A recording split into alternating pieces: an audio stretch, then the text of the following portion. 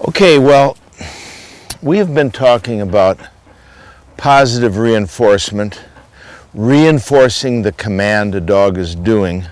But just for a second, I want to digress and talk about another way that many trainers use, and it's called avoidance training. What we've been doing is getting the dog to sit, teaching it to sit manually like that.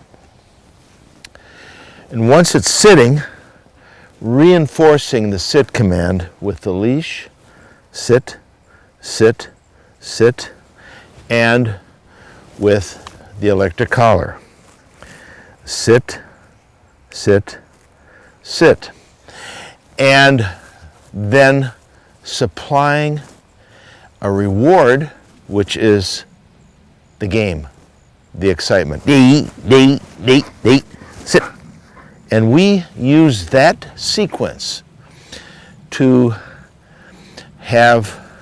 create the on and off switch. In other words, this dog is watching me to see what I'm going to do, and then it's going to react to that. I can start it and stop it. So I have the focus of the dog on me, and she is ready to do what we want to do.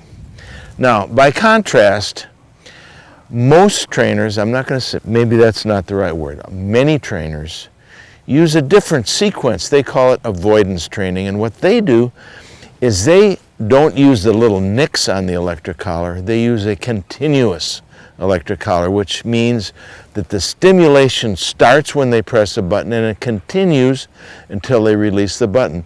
Well, what avoidance training is you press a button, and when the dog does what you want, then you release the stimulation. You let go of the button.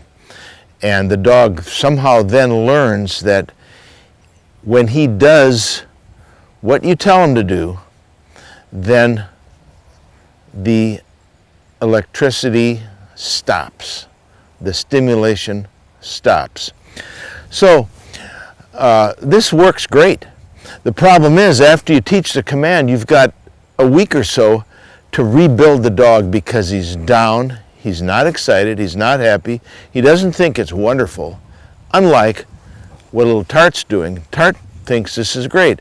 So avoidance training is, to me, a very sort of a negative thing. It means you're going to get the pressure until you do what I want. And when you do what I want, then I'm going to release the pressure.